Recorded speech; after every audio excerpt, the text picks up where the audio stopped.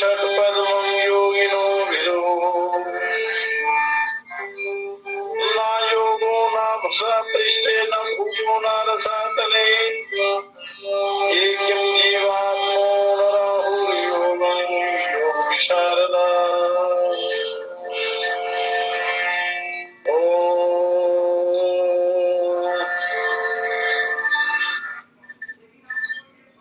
अखंडानंद बोधाय शिष्य संतापहाय सच्चिदानंद रूपाय तस्मै श्री गुरवे नमः।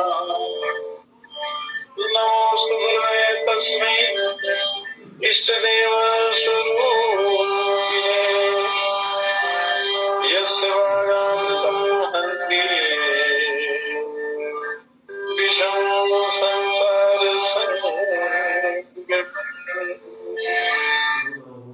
ओम गणपते नमः। ओम श्री रामलाल महाप्रभुवे नमः। श्री नित्यानंद सद्गुरुवे नमः। श्री संप्रभु सिद्धि योगिने नमः। ओम श्री हरिभक्त चैतन्य सद्गुरुवे नमः। ओम श्री सूर्यानंद सिद्धि योगिने नमः। ओम सरस्वती नमः। ओम सरस्वती नमः। ओम श्री दुर्गाय नमः। ओम सर्वेभ्यो देवेभ्यो नमः। ओम त्रिपुरेशक्योगी देवेभ्यो नमः। ओम ईड़ा भगवती गंगा नीला जमुना नदी मध्यम तथा नाड़ी सुषुम्ना सरस्वती सत्य हृदय ध्यान जले रागदेश या स्नाति मानसे पीते सजाती परमोन्नति।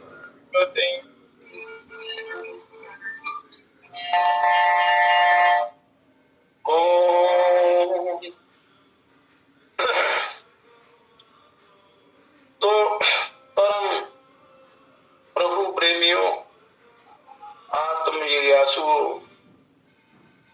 इस संसार में जितने प्रकार के साधन हैं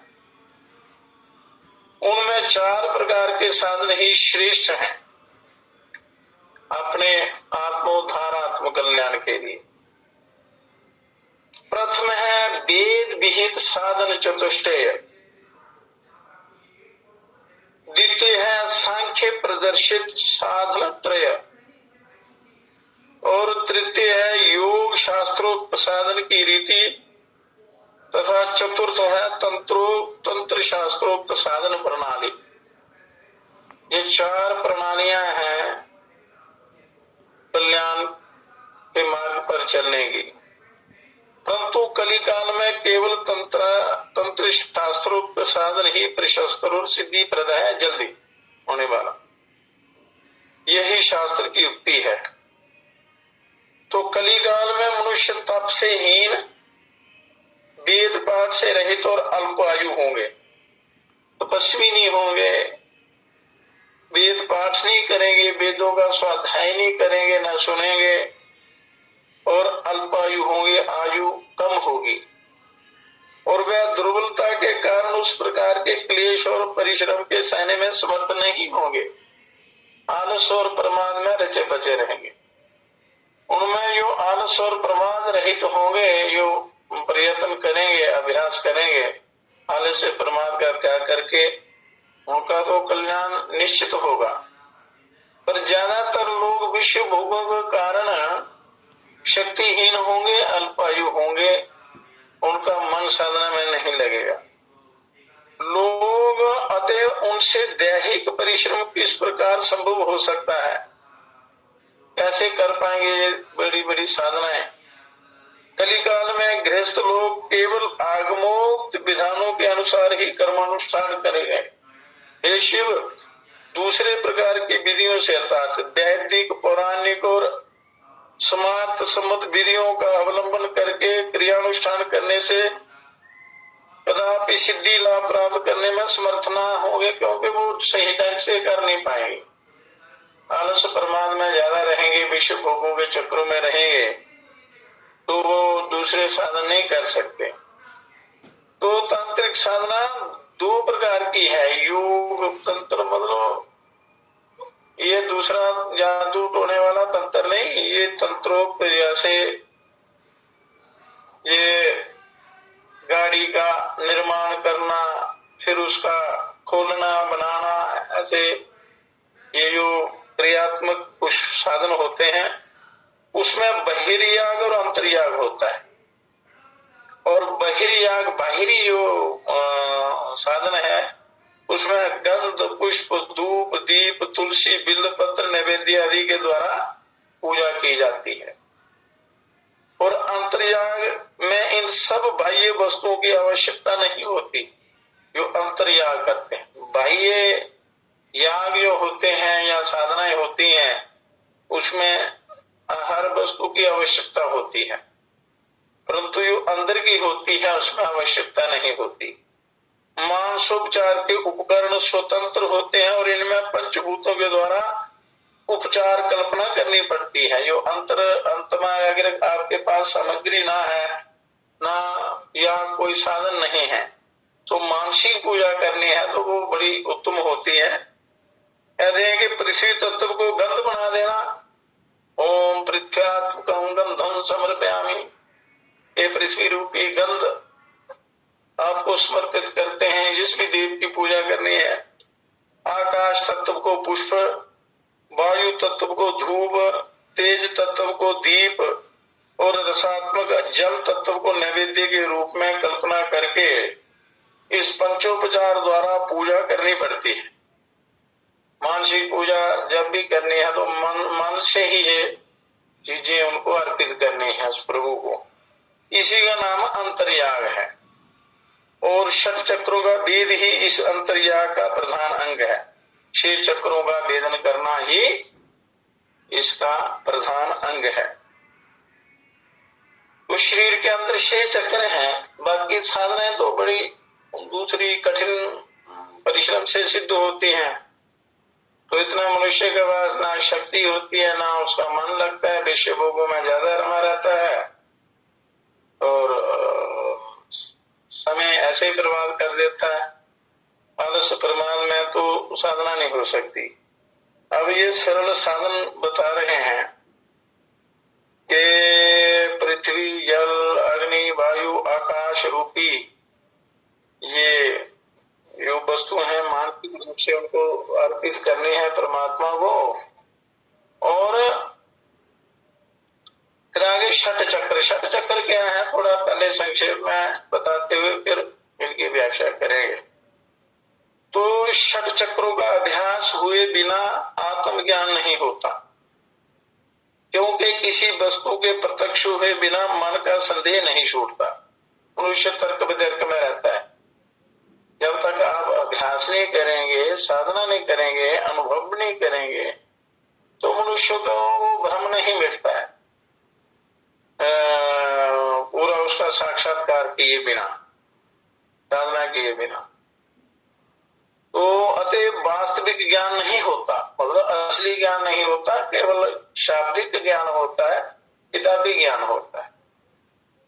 और प्रैक्टिकल ज्ञान इनको भेदे बिना नहीं होता, क्योंकि जैसे भोजन किए बिना भूख प्यास नहीं मिटती, उसी प्रकार ये चक्रों का भेदन किए बिना, साधना किए बिना, अभ्यास किए बिना वो ज्ञान नहीं होता असली। तो दार्शनिक विचारों के द्वारा केवल मौखिक ज्ञान होता है, उसमें केवल बहस मुबासा कर सकते हैं, साधना नहीं हो सकती, यथार्थ ज्ञान नहीं होता। तो इसके प्रत्यक्ष होने का उपाय है षट चक्र साधना।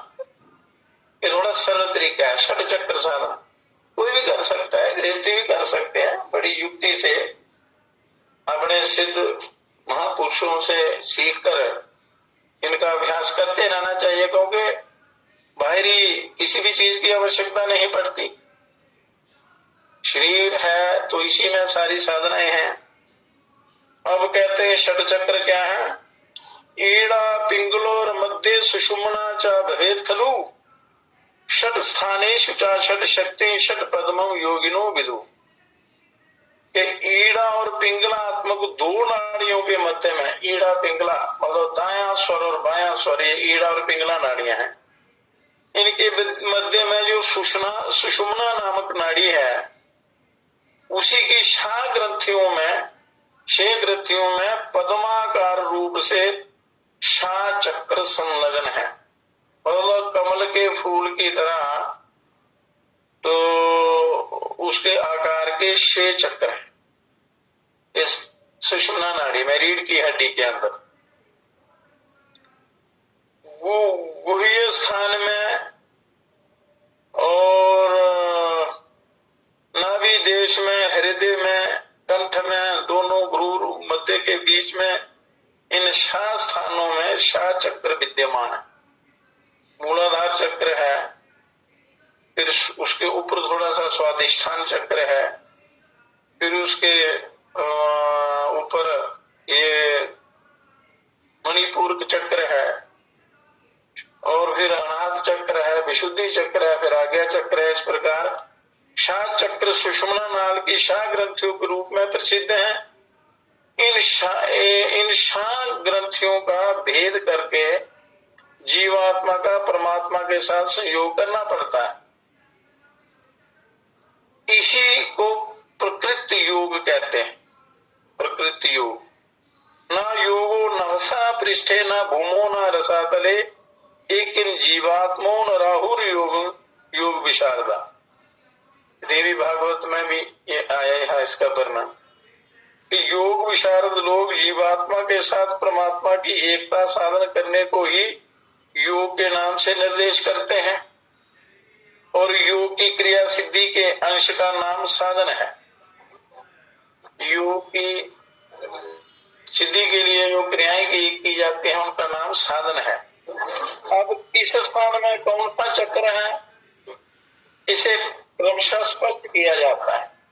तो शरीर के अंदर जो चक्र हैं वो कहाँ कहाँ पर है, उनसे होते हुए आपने उस परमात्मा के पास जाना है।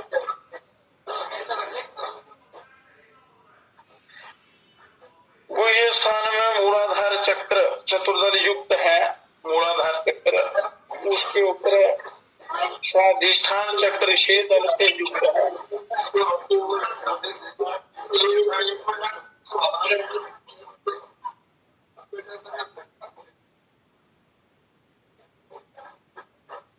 नाभि मंडल में मणिपूरक चक्र 10 दल से युक्त है। हृदय में अनाहत चक्र 12 दल युक्त है। कमल के पत्तों जैसा, वहां कमल के फूल जैसा वो पद्म है, उसके कमल के 12 दल है। अनाहत चक्र में जो गले के नीचे जो है, और कंठ देश में विशुद्ध चक्र 16 दल युक्त है। अनाहत चक्र हृदय में है और कंठ देश में विशुद्ध चक्र है। और भ्रूण मध्य में आज्ञा चक्र द्विदल युक्त है। ये शब्द चक्र सुषुम्ना नाड़ी में ग्रंथित है। इसलिए कहते हैं ये प्राणायाम करने के लिए इन नाड़ियों में जो कफ बलगम इत्यादि होता है, मल जो जमा हो जाते हैं, जब तक वो साफ नहीं होते तो ये चक्रों का वेदन नहीं होता, ध्यान नहीं लगता।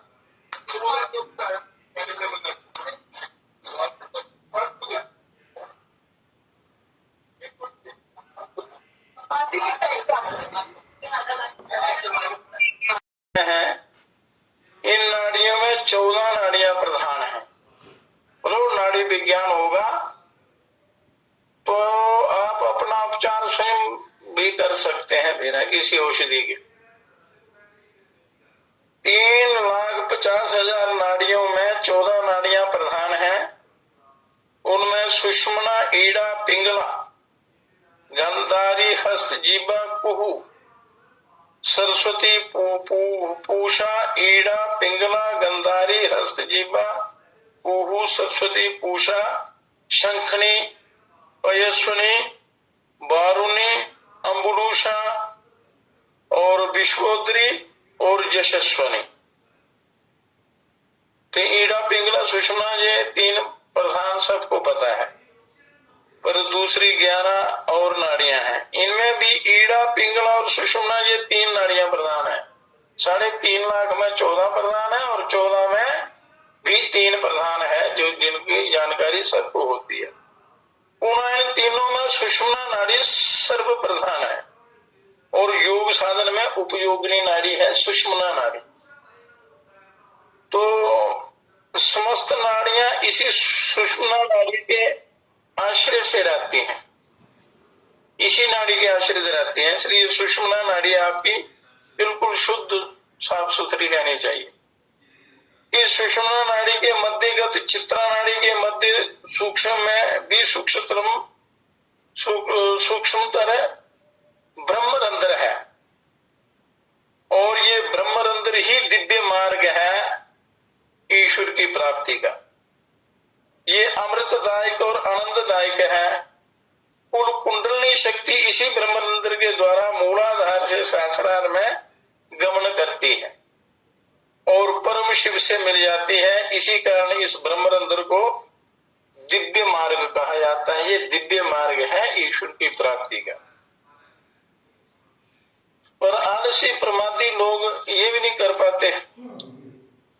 ईड़ा नाड़ी वाम भाग में स्थित होकर, ईड़ा नाड़ी जो है वो वाम भाग में, ये सुषुम्ना नाड़ी के सुषुम्ना नाड़ी को प्रत्येक चक्र में घेरती हुई दक्षिण नासापुट से और पिंगला नाड़ी दक्षिण भाग में स्थित होकर सुषुम्ना नाड़ी को हर चक्र में परिवेशित करती हुई वाम नासापुट से आज्ञा चक्र में मिलती। ध्यान से सुनना। ईड़ा और पिंगला के बीच में सुषुम्ना नाड़ी के 7 स्थानों में शाह पद्म और 7 शक्तियां निहित हैं। 6 पद्म हैं, 6 चक्र कह लो, पद्म कह लो। शक्तियां ये निहित है, उनके साथ शक्तियां भी हैं। कुंडली देवी ने अष्टदा कुंडलित होकर सुषुम्ना नाड़ी के समस्त अंश को घेर रखा है तथा अपने मुख में अपनी पूंछ को डालकर 3.5 घेरे दिए हुए स्वयंभू लिंग को बेष्टन करके ब्रह्म द्वार का अवरोध कर सुषुम्ना के मार्ग में वो स्थित है। ब्रह्म द्वार उसने रोका हुआ है। इसलिए कुंडली जागरण का अभ्यास करते हैं लोग। ये कुंडली सर्प का सा आकार धारण करके अपनी प्रभा से देदीप्यमान होकर यहाँ निद्रा ले रही हैं, ले रहे हैं ये देवी। उसी स्थान को मूलाधार चक्र कहते हैं।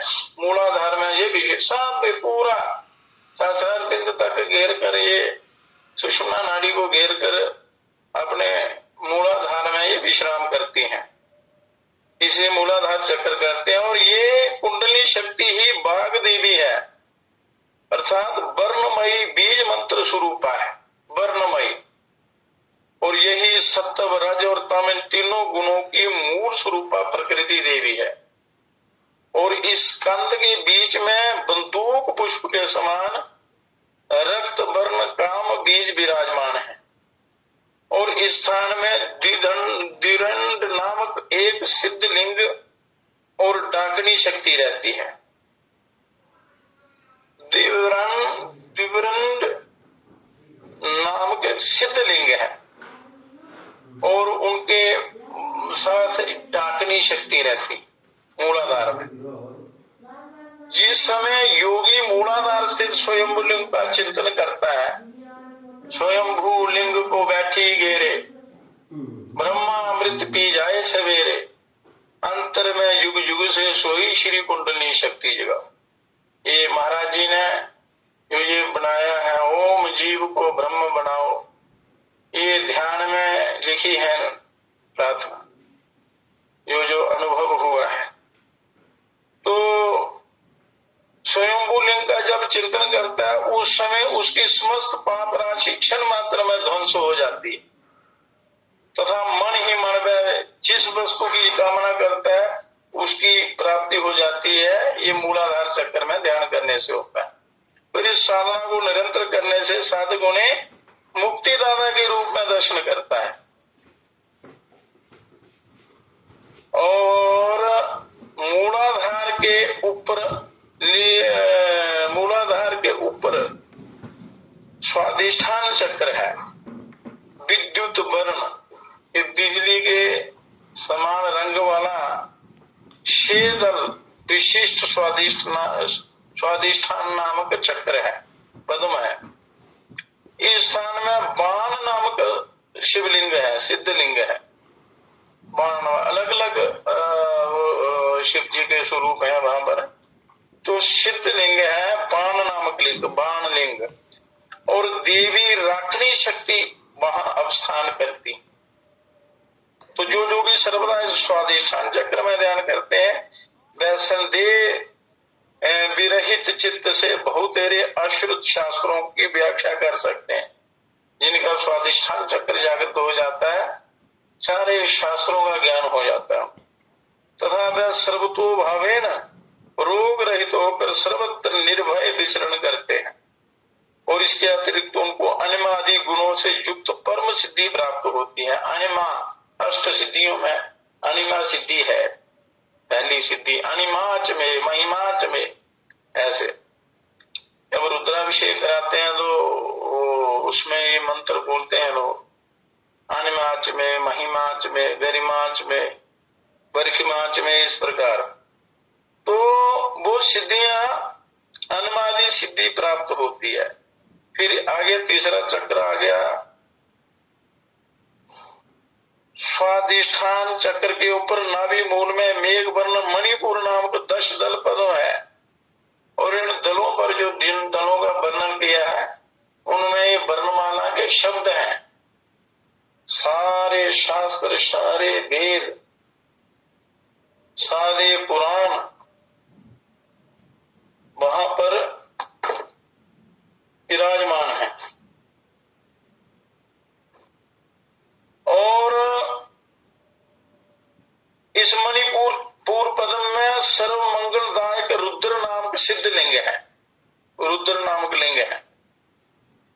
और पास में धार्मिकी देवी लाकनी शक्ति अवस्थान करती है। लाकनी नाम की शक्ति जो जोगी इस चक्र में सर्वदा ध्यान करते हैं, इस लोक में उनकी कामना सिद्धि, दुख निवृत्ति और रोग की शांति होती है। वैसे भी इन चक्रों में अगर थोड़ा थोड़ा भी ध्यान करें आप, तो वहां उनके आसपास के रोग, होने वाले रोग जो है वो दूर हो जाते। और इसके द्वारा में परदेह में भी प्रवेश कर सकते हैं। मणिपुर चक्र में की सिद्धि होने पर मनुष्य दूसरे के शरीर में भी प्रवेश कर सकते हैं। परकाया प्रवेश कई बार आप सुनते हैं शास्त्रों में, कहानियों में, कथाओं में, या ऋषि योगियों की कहानियां के परकाया प्रवेश भी करते हैं। तो मणिपुर पदम सिद्ध होने पर, जागृत होने पर वो उनको ये योग्यता आती है। तथा अनायास ही काल को भी वंचित करने में समर्थ हो सकते हैं। और इसके अतिरिक्त स्वर्ण आदि के बनाने में, सिद्ध पुरुषों का दर्शन करने, भूतल में औषधि तथा भूगर्भ में निधि के दर्शन करने की सामर्थ्य उनमें उत्पन्न हो जाती है कि जमीन के अंदर क्या क्या है तो सारा देख लेते हैं। अब आ गया मणिपुर चक्र। मणिपुर चक्र के ऊपर हृदय कमल में अनाहत चक्र है। ये 12 दल रक्त वर्ण पद्म है, लाल वर्ण का कमल है, 12 दल है और 12 अक्षर उन पर है। उनका भी वर्णन करेंगे। पूरी वर्णमाला अंदर है, चारों वेद अंदर है। अगर ये चाहे चक्र जागृत हो जाए तो अपने आप सारे शास्त्र आ जाते हैं। इस पद्म के कर्णिका के बीच में विद्युत प्रवाह से युक्त धूम्र वर्ण पवन देव अवस्थित है। तथा इस षटकोण वायुमंडल में यम बीज के ऊपर ईशान नामक शिव काकनी शक्ति के साथ विद्यमान है। काकनी शक्ति के साथ वहां ईशान नामक शिव है। कुछ लोगों के मत से इन्हें त्रिनयनी शक्ति के साथ बाण लिंग कहा जाता है। इस बाण लिंग के स्मरण मात्र से दृष्टादृष्ट दोनों वस्तुएं प्राप्त हो जाते हैं, जो दिखाई देती हैं, जो ना भी दृष्टिगोचर होती हैं, वो भी मिल जाती हैं। और इस अनाहत पद में पिनाकी नाम के सिद्धलिंग और काकनी शक्ति रहती।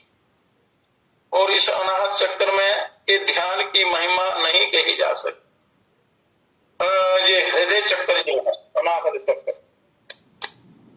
इसकी महिमा नहीं कही जा सकती। ब्रह्मा प्रभृति समस्त देवगण बहुत यत्न पूर्वक इसको गुप्त रखते हैं। हृदय चक्र में जब मनुष्य ध्यान करता है तो बड़े दिव्य अनुभव होते हैं। उसके ध्यान की महिमा का वर्णन नहीं किया जा सकता, क्योंकि उसमें जीवात्मा परमात्मा दोनों वहां हृदय चक्र में रहते हैं, हृदय पदम में। तो हृदय में ध्यान करने से अनंत शक्तियां, अनंत सिद्धियां, अनंत सामर्थ्य अपने कल्याण का वो आ जाता है। अब कंठमूल में विशुद्ध नाम का स्थान है हृदय चक्र के ऊपर। कंठमूल में ये चक्र 16 दलों से युक्त है और धूम्र वर्ण पद्माकार में अवस्थित है, पद्माकार में कमल के फूल जैसा। और इसकी कर्णिका के बीच में गोलाकार आकाश मंडल है और इस मंडल में श्वेत हस्ती पर आरूढ़ आकाश बीज हं के साथ विराजित है। इसलिए जहां पर ऐसा उच्चारण करने से गले के समस्त रोग भी दूर होते हैं और ये चक्र जागृत होता है। और इसकी गोद में अर्धनारीश्वर शिव मूर्ति है। दूसरे मत से इसे हर गौरी भी कहते हैं, अर्धनारीश्वर भी कहते हैं। तो इन शिव के गोद में पीत वर्ण चतुर्भुजा शाकनी शक्ति विराजित है और इस चक्र में पंच स्थूल भूतों के आदिभूत महाकाल का स्थान है ये विशुद्धि चक्र में।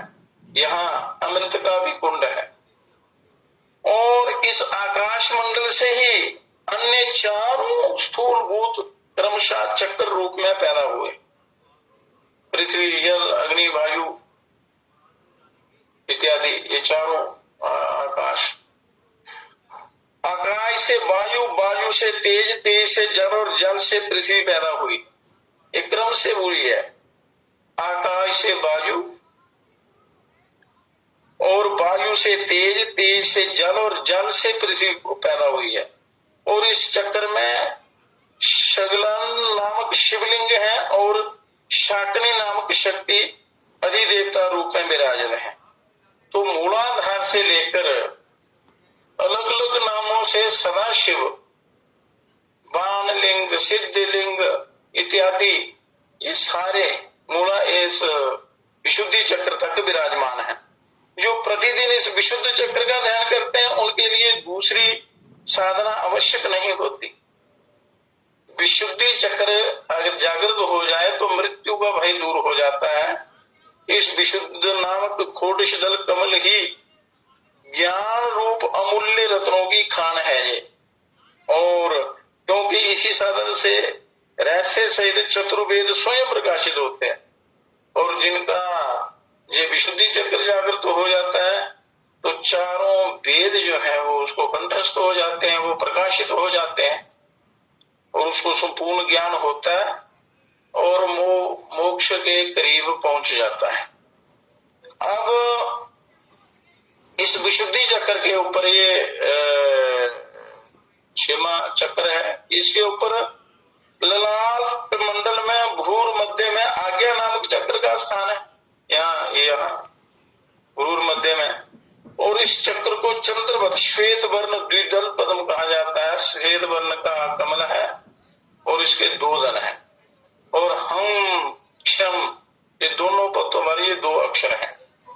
तो इस चक्र में महाकाल नामक सिद्धलिंग और हाकनी शक्ति अधिष्ठित है और इस स्थान में शरतकालीन चंद्रमा के समान प्रकाशमय अक्षर बीज प्रणव देदीप्यमान है। ओम, ओम जो है ओम अक्षर प्रणव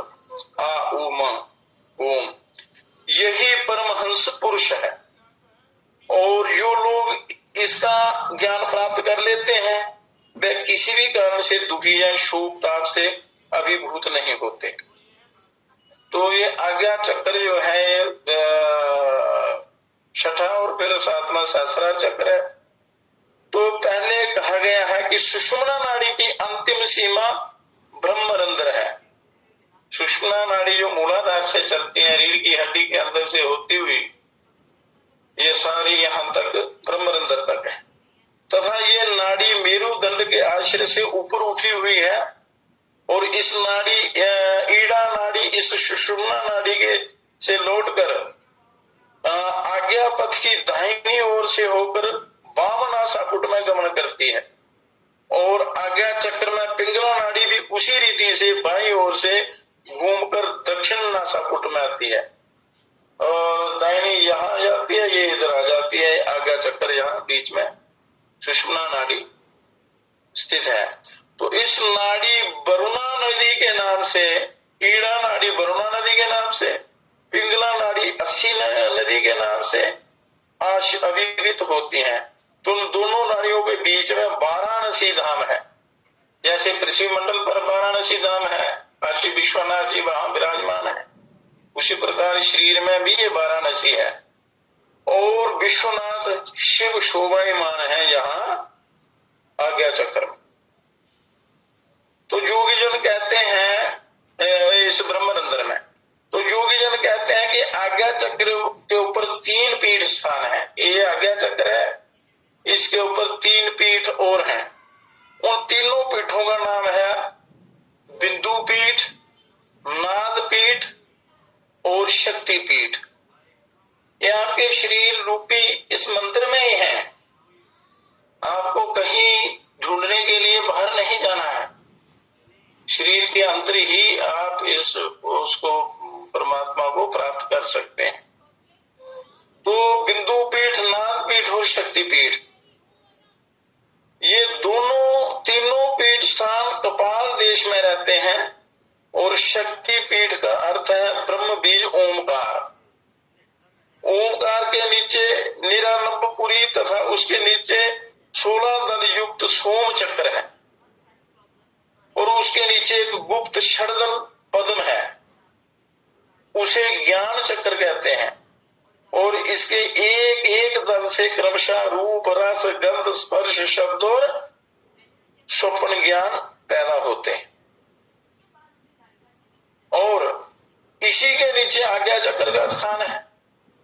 आज्ञा ये यहाँ, तो आज्ञा चक्र के नीचे तालु मूल में एक गुप्त चक्र है। इस चक्र को 12 युक्त रक्त वर्ण पद्म कहा जाता है। 12 दलों से युक्त रक्त वर्ण का कमल कहा जाता है। और इस पद्म में 5 सूक्ष्म भूतों के पंचीकरण द्वारा 5 स्थूल भूतों का प्रादुर्भाव होता है। आकाश, वायु, जल और पृथ्वी और अग्नि इत्यादि। इस चक्र के नीचे विशुद्ध चक्र का स्थान आता है। आज्ञा के ऊपर अर्थात शरीर के सर्वोच्च स्थान मस्तक में सहस्रार दल कमल है। मस्तक में यहाँ सहस्रार दल है। और इसी स्थान में विवर समेत सुषुम्ना का मूल आरंभ होता है। और इसी स्थान से सुषुम्ना नाड़ी अधोमुखी होकर चलती है, नीचे की ओर मूलाधार की तरफ चलती है। तो इसकी अंतिम सीमा मूलाधार स्थित योनि मंडल है। मूलाधार में यो त्रिकाण काम कला पीठ रीढ़ की हड्डी के अंतिम उस स्थान में यह विराजमान है। तो सहस्रार या सहस्त्र दल कमल शुभ्र वर्ण है, बिल्कुल शुभ्र वर्ण, स्फटिक मणि की तरह श्वेत। तरुण सूर्य के सदृश रक्त वर्ण केसर के द्वारा रंचित और अधोमुखी है। और उसके 50 दलों में अकार से लेकर क्षकारांतकार पर्यंत सबिंदु 50 वर्ण है, पूरी वर्णमाला अंदर। इस अक्षर कर्णिका के बीच में गोलाकार चंद्रमंडल है। ये सारा पता चलेगा ध्यान करने पर। जब आप ध्यान करेंगे तो इसका पूरा ज्ञान होगा। और शरीर के अंदर ही ये सारा है। पर मनुष्य बहिर्मुखता के कारण, ध्यान संसार की तरफ होने के कारण ये अपने अंदर देख नहीं पाता, अपने अंदर के खजाने को प्राप्त नहीं कर पाता। तो चंद्रमंडल क्षत्राकार में एक ऊर्ध्वमुखी द्वादश दल कमल को आवृत किए हुए, और इस कमल की कर्णिका में बिजली के समान अकथादि त्रिकोण यंत्र है, और उस यंत्र के चारों ओर सुधा सागर होने के कारण ये यंत्र मणिद्वीप के आकार का हो गया है। यहाँ भगवती का निवास है, जगदम्बा का। तो इस द्वीप के मध्य स्थल में मणिपीठ है, और उसके बीच में नाद बिंदु के ऊपर हंस पीठ का स्थान है, और हंस पीठ के ऊपर गुरु पादुका है, और इसी स्थान में गुरुदेव के चरण कमल का ध्यान करना पड़ता है सहस्रार बिंद में ही। गुरुदेव ही परम शिव या परम ब्रह्म है, और सहस्रदल कमल में चंद्रमंडल है, उसकी गोद में अमर कला नाम की खोडशी कला है, तथा उसकी गोद में निर्वाण कला है, और इस निर्वाण कला की गोद में निर्वाण शक्ति रूपा मूल प्रकृति बिंदु और विसर्ग, बिंदु जैसे अक्षर के ऊपर बिंदु होता है, और विसर्ग शब्द के आगे जो विसर्गें लगती हैं, वहां विसर्ग शक्ति के साथ परम शिव को वेष्टन किए हुए हैं, और इसके ध्यान से साधक निर्वाण मुक्ति को प्राप्त कर सकता है सहस्रार बिंद। तो ये अभ्यास का विषय है, अभ्यास करना पड़ता है। बिना साधना के, बिना अभ्यास किए ये प्राप्त नहीं होते। पर सुनने से क्या होता है, अभ्यास में मन लगता है। वे अभ्यास करते करते जब अनुभव होने लगता है, तो फिर पूर्णतया मन उसमें लग जाता है। तो धीरे धीरे मनुष्य सारे चक्रों का भेदन करते हुए सहस्रार चक्र तक पहुंच जाता है। ये सहस्रदल स्थित परम शिव शक्ति को वेदांत के मत से परम पदम और माया कहते हैं, तथा पदों को आनंदमय कोश कहते हैं, और सांख्य मत से परम शिव शक्ति को प्रकृति पुरुष कहा जाता है। इसी को पौराणिक मत से लक्ष्मी नारायण भी कहते हैं, राधा कृष्ण भी, तथा तंत्र मंत्र से परम शिव और परम शक्ति कहते हैं। राधा कृष्ण, लक्ष्मी नारायण इत्यादि जितने भी अपने अलग अलग नामों से हम पुकारते हैं, पर इनका जो वेदन है अभ्यास के द्वारा होता है। तो ये सरल तरीका है परमात्मा की प्राप्ति। बाकी अनुष्ठान करने में तो मनुष्य जो है, एक तो अल्पायु है, उसमें भी ये विश्व भोगों का मारा हुआ साधना में नहीं लग सकता। तो जितना समय इसके पास बचता है, तो इस योग मार्ग के द्वारा वो थोड़ा जल्दी अपने कल्याण की तरफ जाता है, जिसका मन इस तरफ लग जाता है। पर ये विद्या सत्संग से, गुरुओं से, संत महापुरुषों से मिलती है। एक बार अभ्यास करने के बाद फिर इसका निरंतर अभ्यास करते रहना चाहिए। फिर क्योंकि शरीर का कोई पता नहीं कब चला जाए, तो इस शरीर के अलावा और कोई रास्ता नहीं है आपको कल्याण का। किसी भी जोनी में, किसी भी शरीर में आप साधना नहीं कर सकते मनुष्य के अलावा। तो इन नव चक्रों का साधन, जितने भी चक्रों का वर्णन किया है, जहां तक शिव संहिताकार के मत से, जो शिव संहिता में वर्णन है योग विद्या का, उसके मत से सुषुम्ना स्थिर षट चक्रों का वर्णन संक्षेप में किया गया है अभी। अब अन्य जो अलग दूसरे शास्त्र हैं, उनमें भी नव चक्रों का वर्णन किया हुआ है।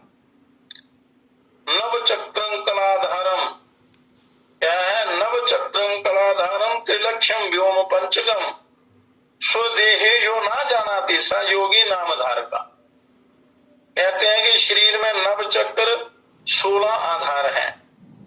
नव चक्र खोश का आधार मतलब 16 आधार, त्रिलक्ष्य 3 लक्ष्य, और 5 प्रकार के व्योम को, 5 प्रकार के जो आकाश को जानता है, जो व्यक्ति नहीं जानता है वह व्यक्ति केवल नामधारी योगी ही है।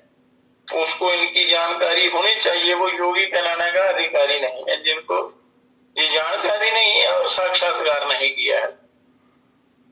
तो नव चक्र ये है, नव चक्र इनके नाम ये है, जैसे पीछे भी वर्णन किया। अब ये है मूलाधार चक्र है, स्वाधिष्ठान चक्र है, मणिपुर चक्र है, अनाहत चक्र है, विशुद्ध चक्र, आज्ञा चक्र, तालु चक्र, ब्रह्मरंध्र और सहस्रार बिंद, ये नव चक्र है। और बाद में दशम द्वार आता है, 10वां। तो सुखोटिश कलाधार, 16 कलाएं क्या है, आधार क्या है, 16 आधार। ये अंगुष्ठ, पादमूल, पादांगुष्ठ, पादमूल, गुह्य प्रदेश और गुह्य स्थान, जठर, नाभि, हृदय, कंठ, जीवाग्र, जीवा का अग्रभाग, तालु, जीवा मूल, जीवा का मूल स्थान, दंत, दांत, नासिका, नासापुट, और नासापुट के अग्रभाग में ध्यान लगाओ तो भी इस जीव का उद्धार हो जाता है। ये वो नासापुट है। भ्रूर मध्य और नेत्र, ये 16 आधार हैं जीवन के, शरीर के। त्रिलक्ष्य हैं। त्रिलक्ष्य क्या है, स्वयंभूलिंग, बाणलिंग और ज्योतिर्लिंग। और 5 व्योम, 5 आकाश क्या है, आकाश, महाकाश, पराकाश। आकाश, महाकाश, पराकाश, तत्वाकाश और सूर्याकाश, ये 5 प्रकार के आकाश हैं। तो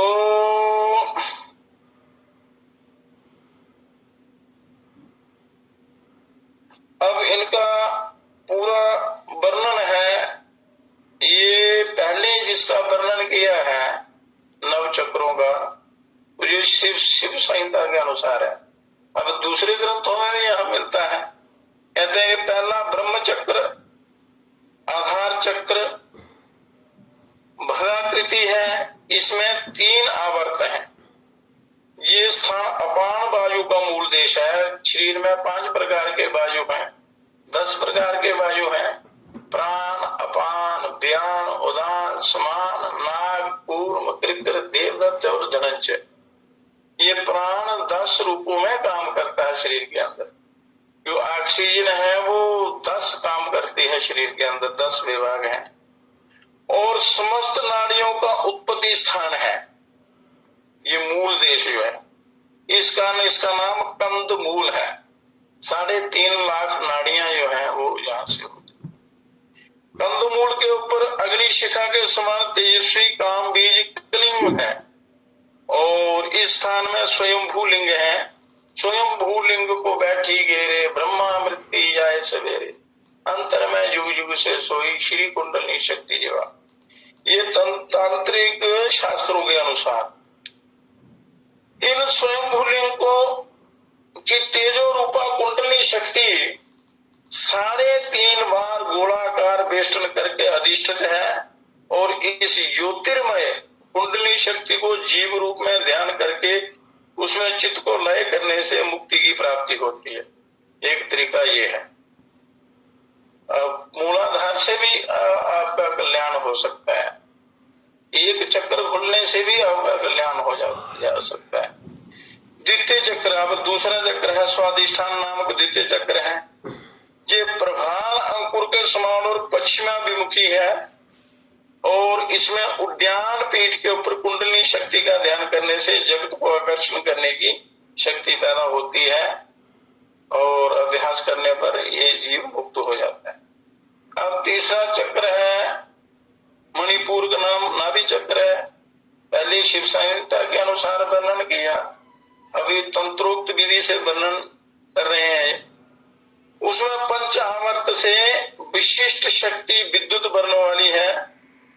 और चित्त स्वरूपा मध्य शक्ति भुजंगावस्था में रहती है, भुजगावस्था में रहती है। और उसका ध्यान करने से योगी निश्चय पूर्वक सर्व सिद्धियों का पात्र हो जाता है तृतीय चक्र के साधन से, मणिपुर के। चतुर्थ चक्र फिर अब अनाहत चक्र। इस हृदय देश में अधोमुख अवस्थित पद्म है, उसके बीच में ज्योति स्वरूप हंस का जतन पूर्वक ध्यान करने से उसमें चित्त लय करना चाहिए। इस ध्यान से समस्त जगत वश में हो जाता है, इसमें कोई संदेह नहीं है। मतलब सारे जो जितने भी पदार्थ हैं अपने वश में हो जाते हैं, जीव इनके वश में नहीं होता और बंधता नहीं है। अच्छा, पंचम चक्र साधन है विशुद्धि नामक काल चक्र, कंठ देश में स्थित है। ये कंठ में ठोडी के नीचे जो गड्ढा सा है, ये विशुद्धि चक्र है। उसके बाम भाग में ईड़ा, दक्षिण भाग में पिंगला, मध्य भाग में सुषुम्ना नाड़ी। और इस चक्र में निर्मल ज्योति का ध्यान करके चित्त लय करने से योगी सर्व सिद्धि को प्राप्त करता है और मृत्यु का भय दूर हो जाता है। षट चक्र ललना व तालु का चक्र है। षट चक्र एक, उसको ललना चक्र भी कहते हैं, इस विशुद्धि चक्र के ऊपर है तालु मूल में। इस स्थान को घंटी का स्थान तथा दशम द्वार मार्ग कहते हैं, 10वें द्वारे का रास्ता। इसके शून्य स्थान में मनोलय करने से उस लय योगी पुरुष को निश्चय ही मुक्ति प्राप्त होती। और सप्तम चक्र है आज्ञापुर में भ्रूर, मध्य में भ्रूर नामक चक्र सप्तम चक्र है। इस स्थान को बिंदु स्थान कहते हैं और इस स्थान में वर्तुलाकार ज्योति का ध्यान करने से मोक्ष पद की प्राप्ति हो जाती। आगे चक्र में अष्टम चक्र है ब्रह्मरंध्र। ये चक्र निर्वाण प्रदान करने वाला है, निर्वाण मुक्ति।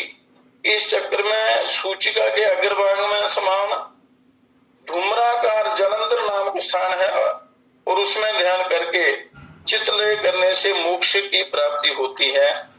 और नवम चक्र साधना, नवम चक्र ब्रह्म चक्र है। ये चक्र 16 दलों से सुशोभित है और उसमें सच्चिदा रूपा अर्ध शक्ति प्रतिष्ठित है। इस चक्र में पूर्ण चिन्मयी शक्ति का ध्यान करने से मुक्ति प्राप्त होती है।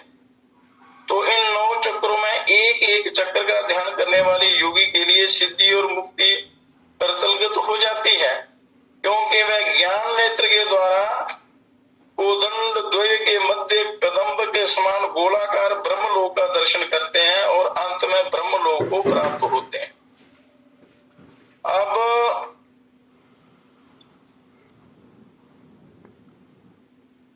इस प्रकार क्रम से साधना करने पर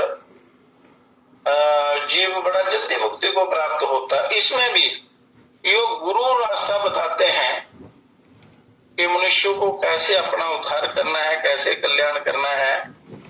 इस प्रकार इन चक्रों का जल्दी भेदन करके मनुष्य अपने स्वरूप को जान सकता है। तो उसके लिए साधना का क्रम बताया हुआ है। जैसे अपने कर्तव्य कर्मों का पालन करते हुए शरीर का शुद्धिकरण करना है। आहार बिल्कुल पवित्र, आहार का पूरा ज्ञान होना चाहिए। कब क्या सेवन करना है, किस समय कौन सी वस्तु खानी है। ज्ञान न होने के कारण मनुष्य रोगी हो जाता है और रोगी शरीर से साधना नहीं हो सकती। साधना करने के लिए खान पान, आचार विचार व्यवहार सारा आपका शुद्ध पवित्र चाहिए। फिर सत्संग और गुरुओं का संग चाहिए। और गुरु जैसे मार्गदर्शन करते हैं तो उसी एक अपना लक्ष्य करके एक ही साधना करनी चाहिए। अच्छी प्रकार साधना करने से सारी साधनाएं अपने आप हो जाती हैं। गुरुपदिष्ट मार्ग से चलना चाहिए, तभी कल्याण होता है, नहीं तो भटक जाता है मनुष्य। तो इस प्रकार जीवन मुक्ति के कई प्रकार के साधन हैं। तो उनमें शरीर को स्वस्थ रखने के लिए यम नियम आसनों का सहारा लेना होता है। आसनों से बीमारियां दूर होती हैं, रोग दूर होते हैं, रक्त संचार अच्छे ढंग से होता है, शरीर की नाड़ियां सारी क्रियाशील हो जाती हैं, अपना काम ठीक ढंग से करती हैं, साफ हो जाती हैं। और प्राणायाम से वो सूक्ष्म जो मल अंदर जमा होते हैं वो भी दूर हो जाते हैं। चित्त की चंचलता दूर होती है। चित्त की चंचलता दूर होने से चित्त परमात्मा में लगता है, साधना में लगता है, तो फिर बड़ा जल्दी आत्म साक्षात्कार होता है। ये जितने भी साधन बताए हैं, चक्रों का वेदन भी जल्दी होता है। और फिर ध्यान करते करते करते मनुष्य समाधि की तरफ चलता है। तो शरीर का शुद्धिकरण करते हुए ही इन्हें आप साधना कर सकते हैं। तो इनका प्रतिदिन अभ्यास करना चाहिए। जो मनुष्य आलस और प्रमाद रहित होकर अपने उद्धार के लिए इन साधनों का प्रयोग करता है तो बड़ा जल्दी उसका कल्याण होता है। पर गुरु जरूर होने चाहिए।